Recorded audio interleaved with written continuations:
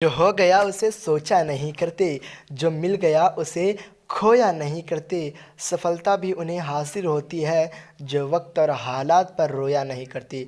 दोस्तों, स्वागत है एक बार फिर से आप सबों का आपके अपने प्यारे यूट्यूब चैनल ज्ञानी गुरुकुल में। दोस्तों, आप लोगों के लिए यानी क्लास 12th वालों के लिए 28 मार्च को भूगोल का एग्ज़ाम होने वाला है। उसी से रिलेटेड हम 2 नंबर वाला सारा प्रश्न लाने वाले हैं। यानी 2 नंबर वाला जितने भी प्रश्न पूछे जाते हैं हमारे चैनल से और हमारे वीडियो से ही मैच करेगा। अगर ये आपको यकीन नहीं होता है तो एक बार आजमा के देख लीजिएगा। तो चलिए शुरू करते हैं बिना किसी देरी के। अगर शुरू करने से पहले अगर आप हमारे चैनल पर नए होंगे तो चैनल को सब्सक्राइब कर दीजिएगा। तो चलिए फटाफट से प्रश्न संख्या कर लेते हैं। ये सब 2 नंबरी प्रश्न यानी 2 नंबर में पूछे जाने वाले प्रश्न है। देखिए प्रश्न संख्या पहला क्या है, लिंगानुपात क्या है, लिंगानुपात कैसे मापा जाता है। तो इसका सटीक आंसर देखिए, जनसंख्या में स्त्रियों एवं पुरुषों की संख्या के बीच का अनुपात को लिंगानुपात कहते हैं। ठीक है, सिंपल सी बात है। जनसंख्या में स्त्रियों एवं पुरुषों की संख्या के बीच के अनुपात को लिंगानुपात कहते हैं। लिंगानुपात किसी देश की जनांगीय के विशेषता और वहाँ के औरतों की स्थिति के बारे में सूचना देती है। ठीक है, भारत में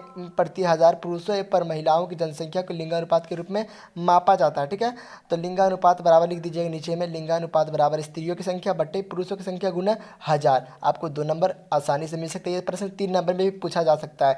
चलिए अगला सवाल देखते हैं क्या है। चलिए अगला प्रश्न है, प्रश्न संख्या दूसरा क्या है, साक्षरता दर से आप क्या समझते हैं। तो आपका उत्तर सटीक सा हो जाएगा, किसी देश या राज्य की कुल जनसंख्या एवं पढ़े लिखे लोगों की संख्या के अनुपात को साक्षरता दर कहते हैं। बिल्कुल सिंपल सा जवाब है, किसी देश या राज्य की कुल जनसंख्या में से जो पढ़े लिखे लोग होते हैं उनकी संख्या के अनुपात को साक्षरता दर कहते हैं। ठीक है, उसके बाद लिखना है प्रति 1000 लोगों में शिक्षित लोगों की संख्या से भी साक्षरता दर का पता लगाया जा सकता है। इसे हमें प्रतिशत लिखा जाता है। ठीक है, तो साक्षरता दर बराबर शिक्षित संख्या बट्टा कुल जनसंख्या गुने 1000 आपको लिख देना। ठीक है, चलिए प्रश्न संख्या तीसरा क्या है, साक्षर क्या है। इससे पहले हमने बताया आपको साक्षरता दर और एक साक्षर भी है। ठीक है, तो साक्षर का उत्तर आ जाएगा 7 वर्ष के ऊपर के आयु के वैसे लोग जो एक छोटे से सरल कथन को लिख पढ़े एवं आसानी से समझ सकते हैं, साक्षर कहलाते हैं। ठीक है, तो 2011 में भारत की साक्षरता दर यानी पढ़े लिखे लोगों की संख्या जो थी 74.9% थी। ठीक है, 74.9% थी, जबकि झारखंड में जो पढ़े लिखे थे 66% थी। ठीक है,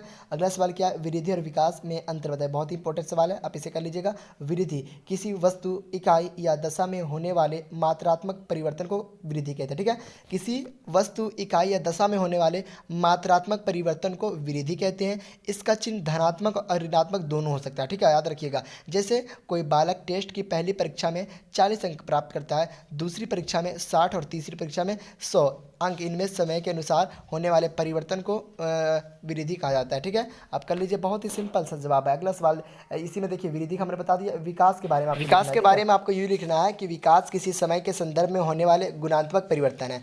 इसका मतलब विकास तब तक नहीं कहा जा सकता है जब तक वर्तमान दशा में सकारात्मक परिवर्तन नहीं होती है। जैसे एक परिवार टूटी फूटी झोपड़ी में रहते हुए कम पैसे और संसाधन के साथ जी रहे थे, अगले 10 साल बाद उस परिवार में किसी एक की नौकरी होती है जिससे उसके खाने के तरीके, कपड़ा पहनने के तरीके, शिक्षा इत्यादि में बदलाव आती है, इसे विकास कहा जाता है। ठीक है, यानी बदलाव आने का विकास कहा जाता है। आप इसे कर ले, बहुत ही इंपॉर्टेंट सवाल है। ये आपका अगला सवाल है, सड़क परिवहन का गुण बताएं। ये सवाल 5 नंबर में पूछ सकता है, सड़क परिवहन के गुण और दोष को बताएं। तो चलिए सड़क परिवहन के गुण यानी हम लाभ बताने वाले हैं। तो सड़क परिवहन लिख के आपको डैश देना है। सड़कों के जरिए वस्तुओं, व्यक्तियों तथा अन्य चीज़ों को एक स्थान से लाना या ले जाना सड़क परिवहन कहलाता है। बिल्कुल सिंपल है। ठीक है, सड़कों के जरिए वस्तुओं, व्यक्ति तथा अन्य चीज़ों को एक स्थान से लाना या तो ले जाना सड़क परिवहन कहलाता है। सिंपल सी बात है, इनका प्रयोग आदि मानव के समय से आज तक किया जा रहा है। ठीक है, भारत का सड़क जाल विश्व का दूसरा सबसे बड़ा जाल सड़क है। उसके बाद आपको सड़क परिवहन के गुण लिख के डैश देना है। उसके बाद आपको लिखना है, यह छोटी दूरी के लिए सबसे अधिक उपयुक्त और अनुकूल है। बात सही है, छोटी दूरी के लिए सबसे अधिक उपयुक्त और अनुकूल होती है। दूसरा पॉइंट में लिखना है, यह परिवहन उबड़ खाबड़ पहाड़ी क्षेत्रों और मरुस्थलीय क्षेत्र में भी बनाया जा सकता है। ठीक है,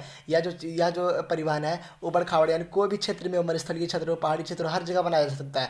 अगला पॉइंट लिखिएगा, यह परिवहन का सबसे सस्ता साधन है, अर्थात वस्तुओं एवं व्यक्तियों के परिवहन में कम खर्च आते हैं। बात सही है, यह संचार, व्यापार केंद्र, उत्पादन, उपभोग केंद्र और बंदरगाह सरकारी कार्यालयों को आपस में जोड़ती है। ये भी सही है। इसको क्या है, बदल इसके निर्माण में कम पूंजी की आवश्यकता होती है। ठीक है, उसके बाद लिखिएगा, यह दैनिक उपयोगी वस्तुएं जैसे दूध, सब्जियां, फल इत्यादि के लिए उपयुक्त होती है। तो दोस्तों, अगर आपको सही से दिख नहीं पा रही होगी तो आप अपने मोबाइल की क्वालिटी को बढ़ा लीजिएगा, आपको साफ साफ दिख जाएगी। चलिए अगला प्रश्न देखते हैं, जो बहुत ही महत्वपूर्ण सवाल है, स्वच्छंद उद्योग क्या है। ठीक है, स्वच्छंद उद्योग क्या है। है। आपका उत्तर हो जाएगा वैसे उद्योग जिसमें पर्यावरण प्रदूषित नहीं होती है। स्वच्छंद उद्योग यानी वैसे उद्योग जिसमें पर्यावरण प्रदूषित नहीं होती है तथा जिसको चलाने के लिए बहुत कम पूंजी की आवश्यकता यानी ज़रूरत पड़ती है, ठीक है, स्वच्छंद उद्योग कहलाती है। इसका उत्पादन स्तर बहुत छोटा होता है या किसी विशेष कच्चे माल पर निर्भर नहीं होती, ठीक है। यानी बात सिंपल है, ये जो स्वच्छंद उद्योग है ये पर्यावरण को प्रदूषित नहीं करती है, इसको चलाने के लिए ज़्यादा पूंजी की आवश्यकता नहीं यानी कम पूंजी की आवश्यकता होती है, यानी हमें ज़्यादा खर्च करने की ज़रूरत नहीं है, कम पूंजी में भी हम इसको स्टार्ट कर सकते हैं, ठीक है, स्वच्छंद उद्योग कहलाती है। बस सिंपल सा सवाल है। अगला सवाल देखिए, सवाल नंबर 7, ग्रामीण बस्ती से आप क्या समझते हैं? तो ग्रामीण बस्ती अधिक निकटता से तथा अप्रत्यक्ष रूप से भूमि से निकट संबंध रखती है। बात सही है, ग्रामीण बस्ती जो है ना अधिक नज़दीकी तथा अप्रत्यक्ष रूप से भूमि से निकट होती है, निकट से संबंध रखती है यानी नज़दीकी संबंध रखती है। यहाँ के निवासी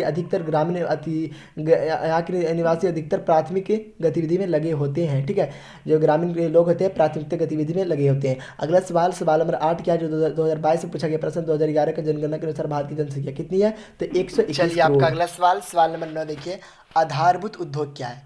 सवाल आपका आधारभूत उद्योग क्या है? तो आपका उत्तर हो जाएगा सिंपल सा, वैसे उद्योग जो अन्य उद्योगों के लिए कच्चे माल के रूप में वस्तुओं के छोटे बड़े सामान का उत्पादन करता है, ठीक है, लिखना आपको, वैसे उद्योग जो अन्य उद्योगों के लिए यानी दूसरे उद्योगों के लिए कच्चे माल के रूप में वस्तुओं के छोटे बड़े सामान का उत्पादन करता है, तो उसे हम आधारभूत उद्योग कहते हैं। जैसे लिखना आपको, कलम के लिए स्याही उद्योग, सीमेंट के लिए पत्थर उद्योग। उसके बाद लिखना प्रश्न संख्या 10, टाइपिंग में मिस्टेक हुआ, प्रश्न संख्या 10 क्या है, पर्यटन क्या है? तो आपका उत्तर हो जाएगा व्यापार या अन्य किसी व्यक्तिगत पारिवारिक कारणों के बजाय मनोरंजन के उद्देश्य की गई यात्रा, मनोरंजन से की गई यात्रा को पर्यटन कहते हैं। पर्यटन एक महत्वपूर्ण तृतीय गतिविधि के रूप में विकसित हुआ है, ठीक है। अगला सवाल क्या है, ये भी पर्यटन है, ठीक है। आप लोग आपका अगला सवाल है, प्रवास क्या है? प्रवास क्या है? आपका उत्तर हो जाएगा किसी कारणवश व्यक्ति अपने पूर्व निवास स्थान को छोड़कर दूसरे स्थान पर जाके बसने की प्रक्रिया प्रवास कहलाती है, ठीक है। यानी जो कोई व्यक्ति है वह पुराने स्थान पर रह रहा था और उस स्थान को छोड़कर किसी दूसरे स्थान पर जाके बस गया, इसी प्रक्रिया को प्रवास कहते हैं, ठीक है। अगला सवाल, सवाल नंबर 11 क्या है, निश्चयवाद से आप क्या समझते हैं? ठीक है, तो वैसे ही विचारधारा जिसमें मानव की समस्याएं प्रकृति के द्वारा नियंत्रित होती है तथा कुछ चाह कर भी मानव उसमें कुछ बदलाव या परिवर्तन नहीं कर सकता, नियतिवाद या निश्चयवाद कहलाता है। इस विचारधारा के अनुसार मानव प्रकृति के दास तथा प्राकृतिक मानव का स्वामी है। अगला सवाल क्या है, सवाल नंबर 12, जनसंख्या वृद्धि क्या है? ठीक है, किसी निश्चित समय अंतराल में यहाँ विशेष अवधि में एक विशेष क्षेत्र में बसे हुए लोगों की संख्या में होने वाले परिवर्तन जनसंख्या वृद्धि या जनसंख्या परिवर्तन कहलाती है, ठीक है। अब तक के लिए बहुत ही इंपॉर्टेंट सवाल है, यहाँ से 2 नंबर वाले प्रश्न एक भी छूटने वाले नहीं हैं। उसके बाद आपका अगला सवाल है, प्रशासनिक नगर किसे कहा जाता है? ठीक है, तो वे नगर जो सार्वजनिक प्रशासनिक मुख्यालय होती है प्रशासन नगर कहलाती है, जैसे पेरिस, लंदन और नई दिल्ली। अगला सवाल जो बहुत ही महत्वपूर्ण सवाल है, लौह खनिज और लौह खनिज में अंतर बताएं। तो लौह खनिज लिख के आपको डैश लिखना है वह खनिज जिसमें लोहे का अंश होता है, इस वर्ग में आते हैं, यानी लोहे के वर्ग में लौह खनिज में आते हैं। अगला पॉइंट लिखिएगा, इस खनिज में इस्पात तैयार किया जाता है। तीसरा पॉइंट लिखिएगा, लोह इस्पात मैग्नीज तथा बॉक्साइड लौह खनिज के उदाहरण है। उसके बाद अलोह खनिज लिख के आपको डैश देना। उसके बाद लिखना वे खनिज जिनमें लोहे का अंश नहीं पाया जाता है उसे अलोह खनिज कहते हैं। दूसरा लिखिएगा, यह प्रतिदिन जीवन में बहुत उपयोगी होता है, ठीक है, दिन प्रतिदिन जीवन के बहुत उपयोगी होता है। तीसरा पॉइंट, सोना, चांदी, तांबा, कोयला, तेल, नमक अलोह खनिज के उदाहरण है। चलिए उसके बाद अगला सवाल लिखना, प्राकृतिक वनस्पति को परिभाषित करें। ठीक है, तो आपका उत्तर हो जाएगा प्राकृतिक वनस्पति व अन्य भंडार जिसका विशेष आर्थिक और सामाजिक दशाओं में उपयोग किया जाता है प्राकृतिक वनस्पति कहलाता है। सवाल नंबर 16 है, इस वीडियो का अंतिम सवाल है, भौगोलिक सूचना तंत्र से आप क्या समझते हैं? तो भौगोलिक सूचना तंत्र एक ऐसी व्यवस्था है जिसमें भौगोलिक आंकड़ों को एकत्र कर व्यवस्थित किया जाता है तथा उनका अध्ययन किया जाता है। दोस्तों इस वीडियो में हमने आपको टॉप जो है ना 2 नंबर वाले प्रश्न 16 प्रश्न बताए। तो वीडियो पे अगर हमारे चैनल पे आप नहीं होंगे तो चैनल को सब्सक्राइब कीजिए, बेल आइकन को प्रेस कीजिएगा, धाकर तैयारी ज्ञानी